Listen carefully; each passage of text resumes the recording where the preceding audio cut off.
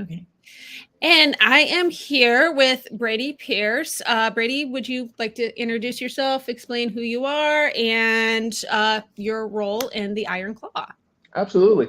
So as you said, my name is Brady Pierce. I've been a professional wrestler for the past 12 years on the independents, done some work with AEW, WWE, as well as the NWA.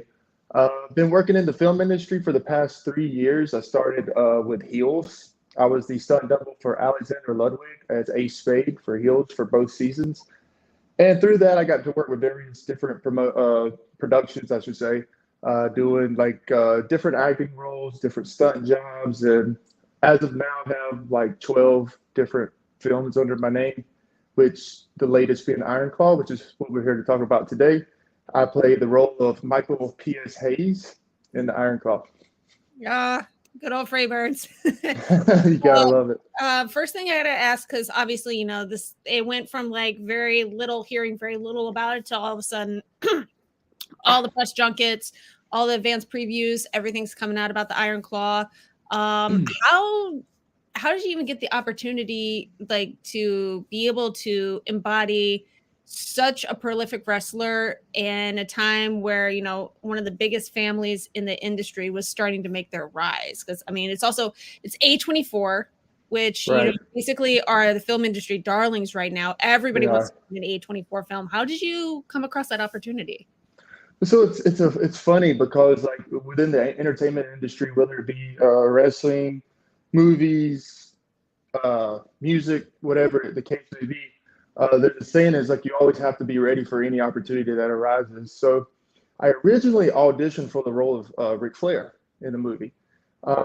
My agent got me the audition, and we went through the process of that, and I never heard anything back. So a couple months go by, and this was all last year. So this was a while ago. And a couple months go by, and I have a really dear friend in the wrestling industry. He also works in the film industry as well. His name is Luke Hawks. Um, he contacted me and said, "Hey, I have this perfect role for you. Uh, if you would shoot a quick audition, we'll send it in." And it was for Michael Hayes. So filmed a little segment there, sent it in, and then heard nothing, like literally. So another probably 2 or 3 weeks passed by, and then Luke called me out of the blue one day and says, "Hey, they really like you as Michael Hayes, and they want to cast you, and they need you here like tomorrow." I was like, "Oh wow, okay." So like that's how the casting process works. Is you'll get an opportunity as one thing, and then you might be casted as a total different character within the movie, and yeah, they won't tell you until it's like, okay, you got to be here tomorrow. Because I understand it though in the film world and in any type of like opportunity like that, if you can't do it, they will find someone that can. So so that's just how it works. But um, I do owe a lot in the film industry to Luke Hawks because he's opened up a lot of doors for me within it, even including Heels as well. Okay. I mean, I can't say that I've ever worked in the film industry in that capacity. I think the closest I've ever gotten was just working out Warner Brothers. So, I got to see a lot of filming, but never really got to be a part of the intricate process. And I know there are Right. a lot of younger wrestlers on the indie scene right now who are also looking into the film industry as an alternate means of like getting their names out there, obviously starting to build a resume, starting to get work. So no, I mean, I would say that's definitely all very relevant information for them Oh, absolutely, to yeah. definitely absorb. So oh, of course. So speaking of the Iron Claw, I do have to ask, I mean, being that it's not just the Von Erichs, but it was about the casting. That's what had me paying attention, and not even Zac Efron, because I know everybody loves Zac Efron. And he's definitely in his Renaissance era, but like Right. also, Jeremy Allen White, and I mean, being native Chicagoan, huge Shameless fan. For What was sure. it like to get to work with that caliber of talent? It was unreal. They flew us in 20 at the end of 22 for a week to do rehearsals with Jeremy and Zach. So we got to work closely with those two guys for an entire week, like wrestling training and doing various, learning, the script for the show and all that. And two of the, it's, like you'll see a lot of times people will say like, oh, they're just actors and like their job is easy and all that kind of stuff. But when you really get to see firsthand like the pure, I don't even know how to, it's just like they take the job so seriously, and the amount of work they put into what they're doing and what they're trying to portray is unreal to me. So their work ethic alone just told me everything I needed to know about them. And by the way, both of those two guys are very, very cool, like very great people. Zac Efron was a delight, and Jeremy Allen White was a delight. So both of the guys were really easy to work with. They came in and they were more than willing to run the ropes, take the bumps and stuff. And we're like, hey, you guys don't have to do that. And they're like, no, we really want to learn this. So like, they took it seriously. So when I hear people go like, oh, that they're just actors, like they are actors, but at the same time they really got in there. They just started hitting the ring, and anything that was asked of them, they did it at 100% to the best of their ability.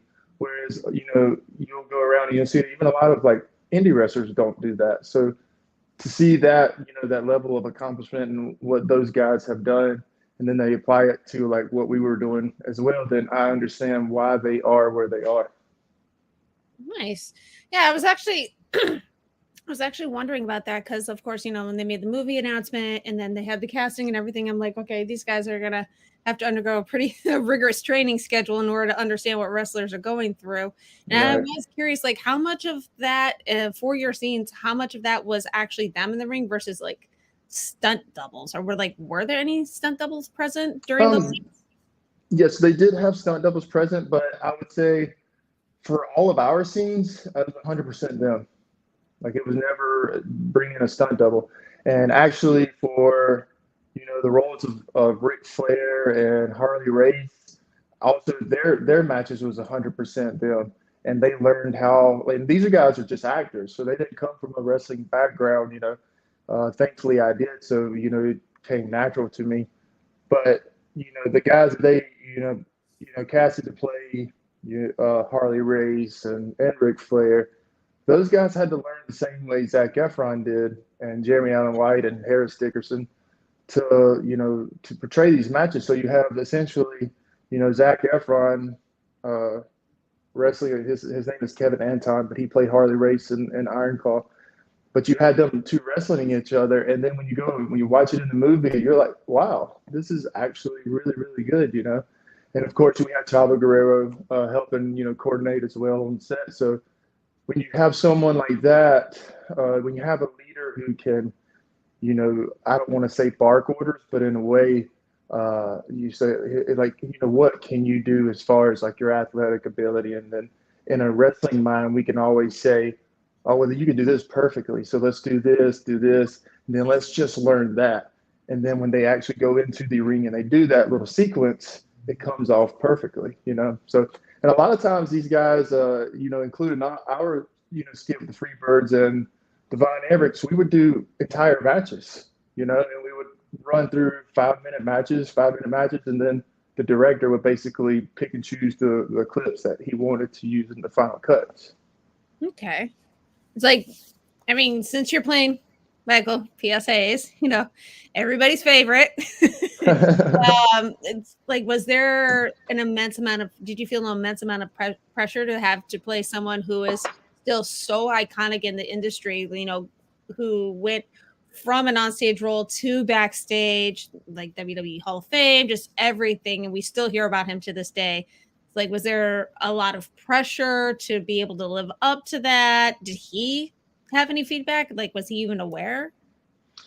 So to answer your first question, it was very, I don't want to say stressful, but the pressure was definitely on. So like, I sat down and I watched how he moved, how he talked, the little mannerisms that he would do in the ring, and like how he moved and various things. So I tried to mimic everything that he did to a T.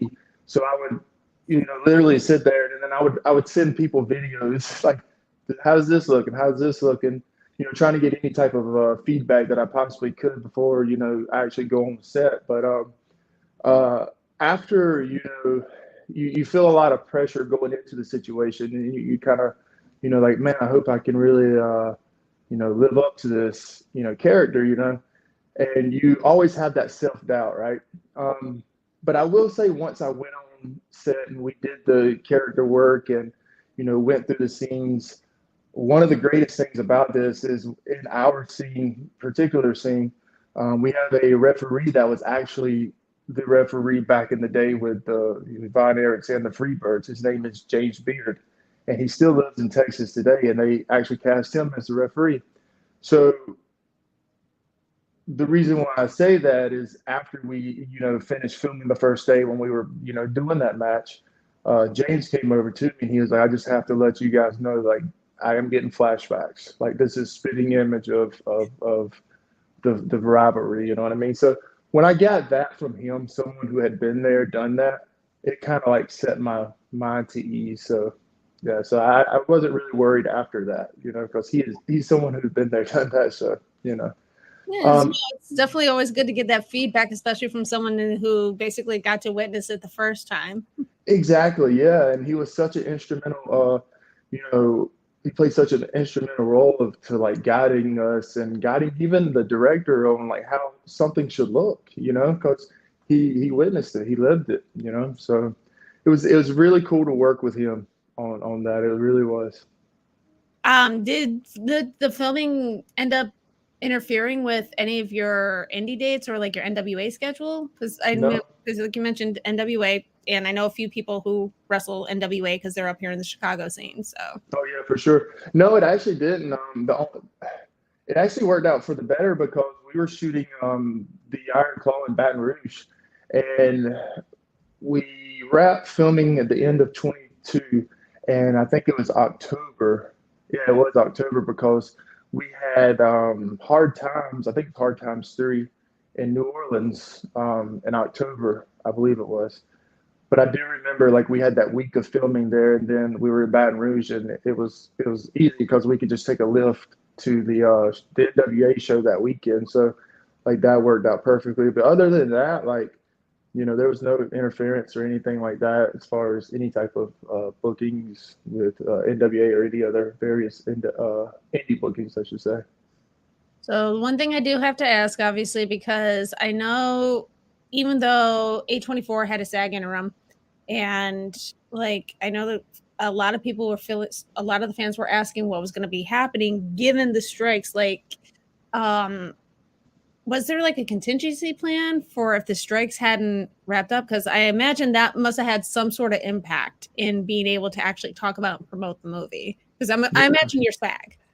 Yes, that's correct. Honestly, I don't know what the original plan was if the strike was still happening. I actually think, well, no, that's not true. We were going the release was actually still going to happen regardless because we did have that interim agreement. Now, as far as what that implies, honestly, I have no clue. I don't know what that means. If like, would we be able to, promote the film? Would the main cast be able to, or even willing to promote the film, even though, because, even though A24 had the contract, the rest of the film world didn't. So I don't know if, the main cast would have even wanted to, promote at that point. So I don't really know what that would have looked like for us, to be honest.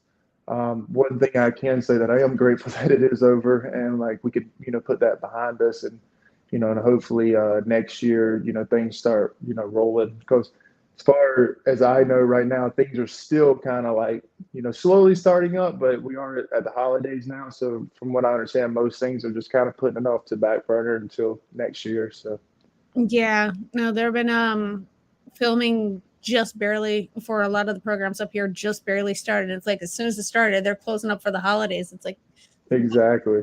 hold on Right. until after. There was no point. Okay, I think you know what? I think that's about all the questions that I had. Thank you. Okay.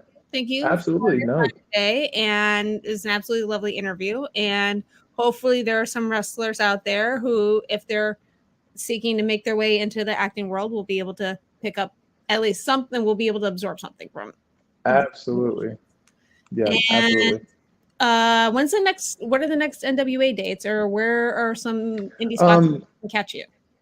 so I am in, I think it's Birmingham, Mississippi for Wildcat on January the 18th. January the 13th, I believe, is the next NWA taping, and it's in Fort Lauderdale, Florida, which is my neck of the woods. Um, as far as right now, that's all I have Okay. planned. Okay. Well, hey, thank you for your time, and happy holidays. Happy holidays to you as well. Thank you for the chat. Yeah, thank you.